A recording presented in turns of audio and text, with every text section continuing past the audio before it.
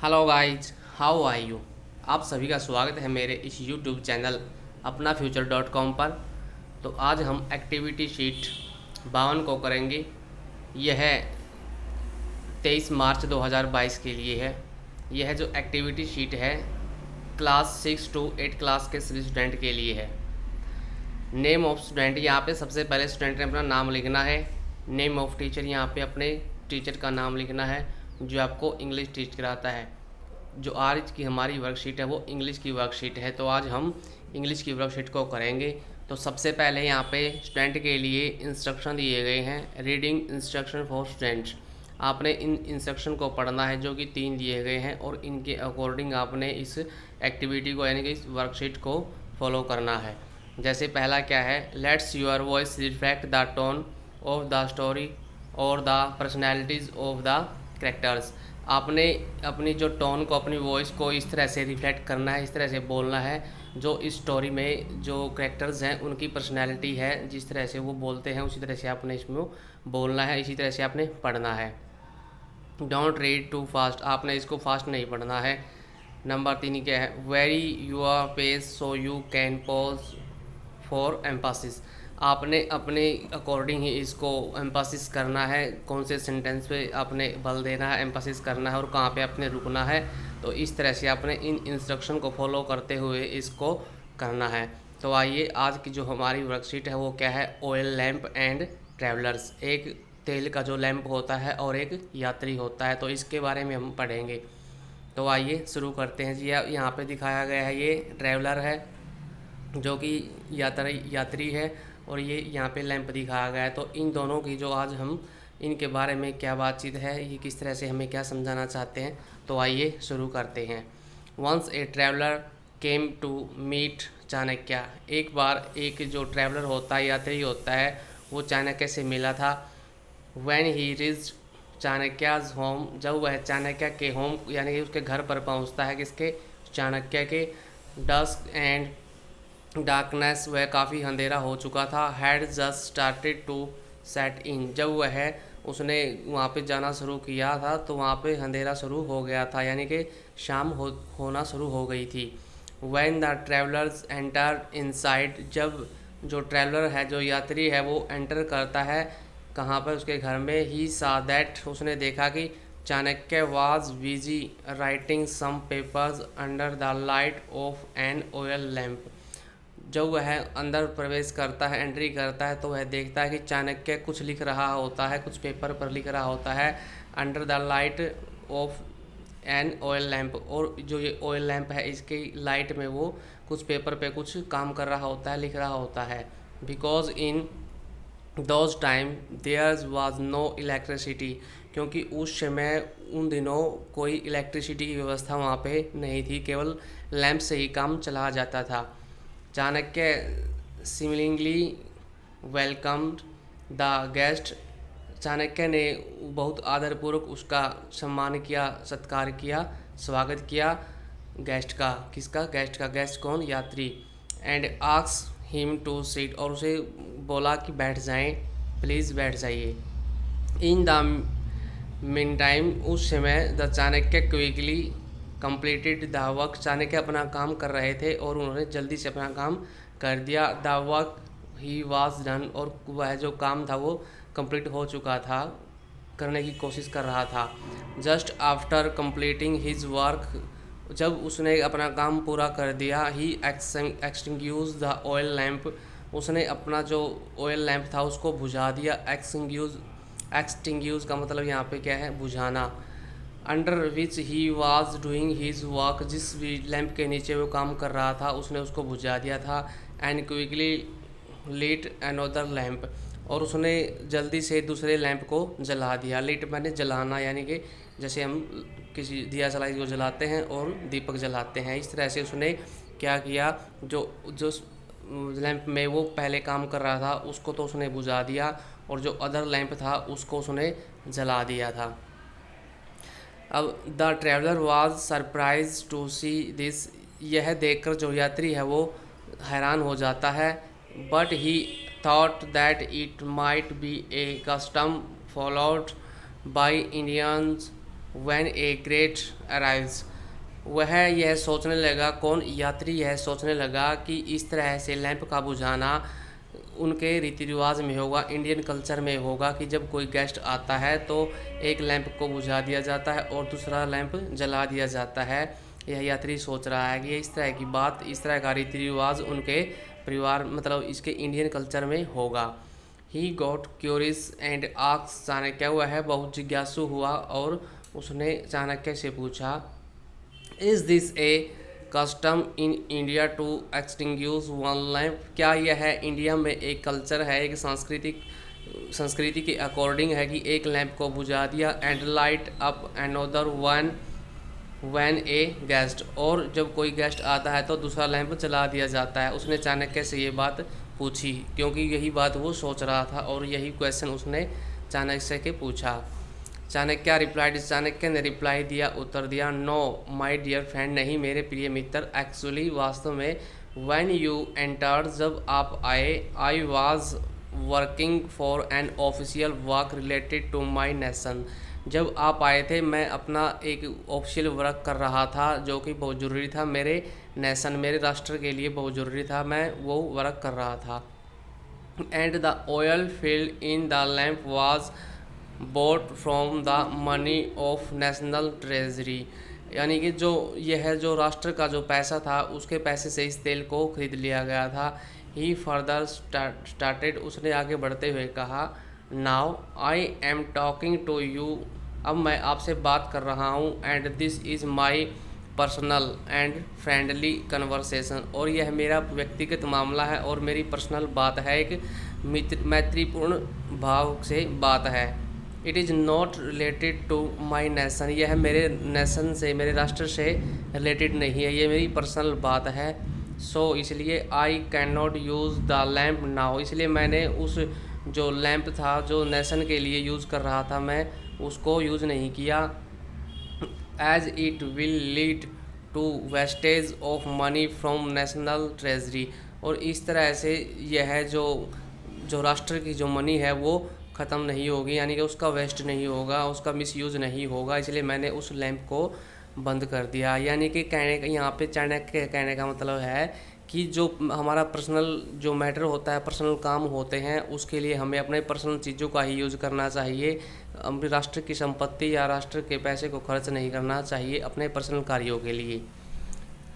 For this very reason, इस तरह से, इस रीज़न की वजह से, चाणक्य एंड एक्सटिंग्विश, इसलिए चाणक्य कहता है कि इसी रीज़न की वजह से मैंने उस लैंप को बुझा दिया था, and that lamp and lit another one since the oil in latter lamp had been bought from his personal money, इसलिए मैंने उस जो अदर लैंप है उसको जला दिया था ताकि वो मेरी पर्सनल मनी से, इसमें जो तेल डला हुआ है इसलिए मेरा पर्सनल मैटर है, तो मैं अपना पर्सनल लेटर ही यानी लैंप ही जलाऊंगा, यानी मैंने जलाया है।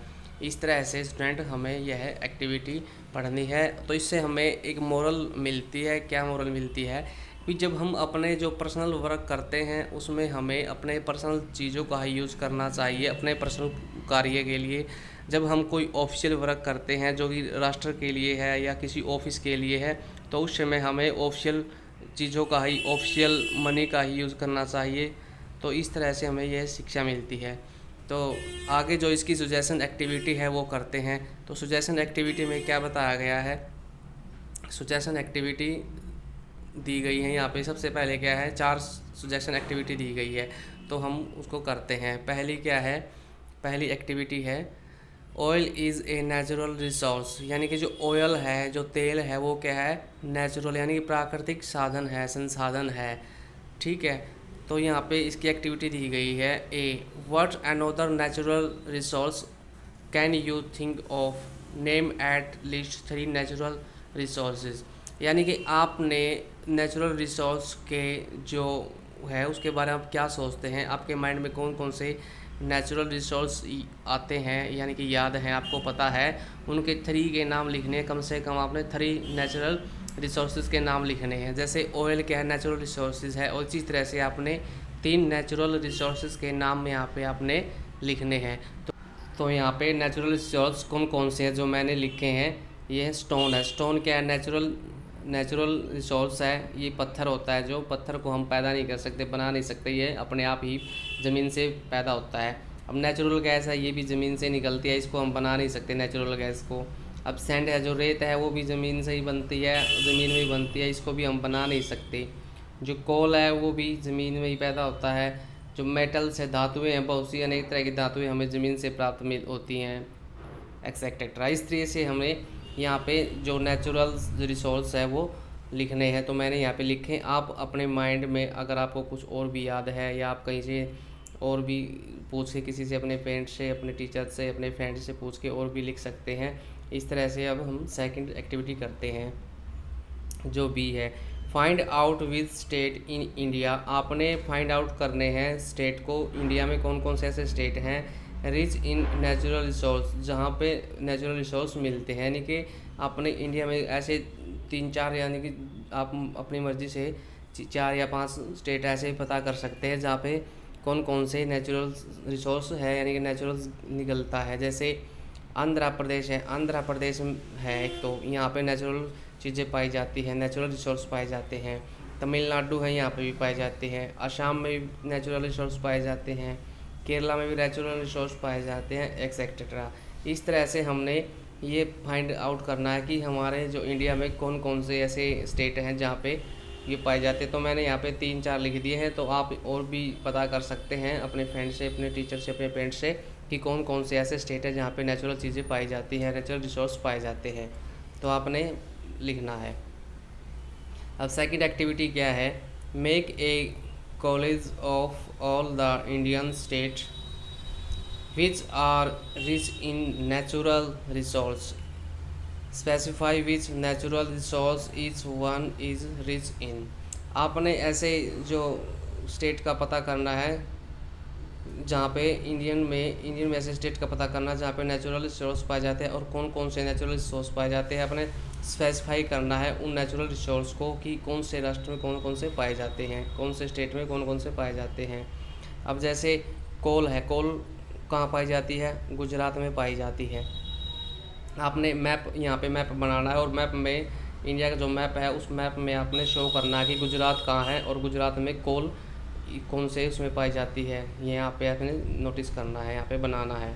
अब नेचुरल गैस कहाँ पाई जाती है? आंध्र प्रदेश में पाई जाती है। अब आंध्र प्रदेश में आपने आंध्र प्रदेश का मैप बनाना है और आंध्र प्रदेश का मैप में आपने शो करना है कि कौन सी, यहाँ पे जैसे आंध्र प्रदेश में तमिलनाडु मतलब नेचुरल गैस पाई जाती है, आपने वो मैप में बताना है। अब कॉपर है, कॉपर राजस्थान में पाई जाती है। जैसे यहाँ पे कोई अपना इंडिया का नक्शा होता है, मैप होता है, उसको यहाँ पे जो राजस्थान होता है और राजस्थान में क्या पाया जाता है? कॉपर पाया जाता है। इस तरह से और भी बहुत से नेचुरल रिसोर्सेज हैं जो इंडिया के बहुत से स्टेट में पाए जाते हैं। आपने उनको पता करके अपने मैप में लिखना है या नोटिस करना है आपने। तो अब तीसरी एक एक्टिविटी क्या है? Underline all the difficult words in the story and look up for their meanings in dictionary और आस्क योर टीचर्स। आपने अंडरलाइन करना है, कौन से, किन को अंडरलाइन करना है? डिफ़िकल्ट वर्ड्स को, जो इस स्टोरी में आपको पता चले कि ये डिफ़िकल्ट वर्ड्स हैं, और उनको आपने क्या करना, अपनी कॉपी में लिखना है उनके मीनिंग को। ये आपने कहाँ से सर्च करना है उनका मीनिंग? आप डिक्शनरी में देख सकते हैं और अपने टीचर से भी पूछ सकते हैं। इन जो वर्ड मीनिंग है जो आपको डिफ़िकल्ट लगे हैं उनके मीनिंग्स को आपने कॉपी में लिखना है। आप हेल्प ले सकते हैं डिक्शनरी की और अपने टीचर की, अपने पेरेंट्स की, अपने फ्रेंड्स की। तो जो डिफ़िकल्ट वर्ड्स मुझे लगे हैं वो कौन कौन से हैं? जैसे एक्सटिंग्यूज है, एक्सटिंग्यूज का मतलब होता है बुझाना। अब सरप्राइज़ है, सरप्राइज़ का मतलब होता है हैरान हो जाना या होना। रीच का मतलब है पहुंचा हुआ, यानी कि कम्प्लीटली पहुंच गया। जैसे मुझे बस स्टैंड पे जाना था तो मैं बस स्टैंड पे पहुंच गया, तो यहाँ पे रीच। तो ट्रैवलर यात्री होता है और ट्रेजरी होता है खजाना, यानी कि इस तरह से हमने एक्टिविटी को करना है। अब नंबर 4 क्या है? Create a slogan on save natural resource and display in your classroom. आपने क्या करना है? नेचुरल जो स्लोगन होते हैं, नेचुरल जो रिसोर्स के ऊपर स्लोगन होते हैं, उनको स्लोगन को अपने सेलेक्ट करना है और डिस्प्ले करना है अपने क्लासरूम में। अपने कहाँ करना है? अपने क्लासरूम में करना है डिस्प्ले। तो जैसे अब मैंने ये लिखा है, nature provides a free of lunch. हमें जो नेचर है वो लंच फ्री में लंच प्रोवाइड करती है। But only if we control appetites, परंतु हमें अपनी भूख पर कंट्रोल करना होगा। इसका मतलब ये है कि जैसे लंच का मतलब ये है कि हमें जो जो नेचुरल्स है यानी प्रकृति है बहुत सी चीज़ें प्रोवाइड करती है, जैसे फ्रूट्स हैं और भी वेजिटेबल्स हैं और भी बहुत सी चीज़ें प्रोवाइड करती हैं। तो बहुत सी जो पेड़ों से भी हमें बहुत सी चीज़ें मिलती हैं, जैसे लकड़ी मिलती है, गत्ता भी मिलता है, कागज़। तो इस तरह से फ्रूट वगैरह बहुत से कुछ मिलते हैं। तो लेकिन इसमें क्या है, हमें उनका लिमिट प्रयोग करना चाहिए, उनके संसाधनों का लिमिट प्रयोग करना चाहिए, ज़्यादा यूज़ नहीं करना चाहिए। यानी कि हमें अपनी आवश्यकता के अनुसार ही उनका यूज़ करना चाहिए। हमें अपनी आवश्यकता से भी बिल्कुल कम से कम कोशिश करनी चाहिए कि इन नेचुरल रिसोर्स का यूज़ हो। अब सेकंड क्या है, let's the peace of nature. यदि हम प्रकृति की शांति चाहते हैं तो फॉलो इन योर लाइफ, तो हमें फॉलो करना होगा कि इसको उनकी प्रकृति को फॉलो करना होगा यदि हम उनकी शांति चाहते हैं। तो इसका मतलब ये है कि हमें प्रकृति के अकॉर्डिंग ही अपने आप को चलना होगा, क्योंकि अगर जैसे हम बहुत से ज़्यादा पेड़ काट देंगे तो ये प्रकृति का नुकसान है। क्योंकि यहाँ वर्षा लाने में पेड़ बहुत हेल्प करते हैं। तो इस तरह से हमें पानी का भी बहुत कम यूज़ करना चाहिए, क्योंकि अगर ज़मीन से पानी ख़त्म हो गया तो ये हमारे लिए खतरा पैदा कर सकता है। तो इस तरह से स्टूडेंट, आज की जो हमारी वर्कशीट है, मुझे आशा है कि आपको अच्छे से समझ में आ गई होगी। तो आज के लिए इतना काफ़ी है। तो स्टूडेंट, यदि आपने अभी तक भी मेरे इस चैनल अपनाफ्यूचर.com को सब्सक्राइब नहीं किया है तो आप इसको सब्सक्राइब ज़रूर कर दें, ताकि आपको आने वाली वीडियो का न्यू नोटिफिकेशन मिल जाए। और इस पोस्ट को लाइक करें, कमेंट करें और ज़्यादा से ज़्यादा शेयर भी करें। तो thanks for watching and be positive guys.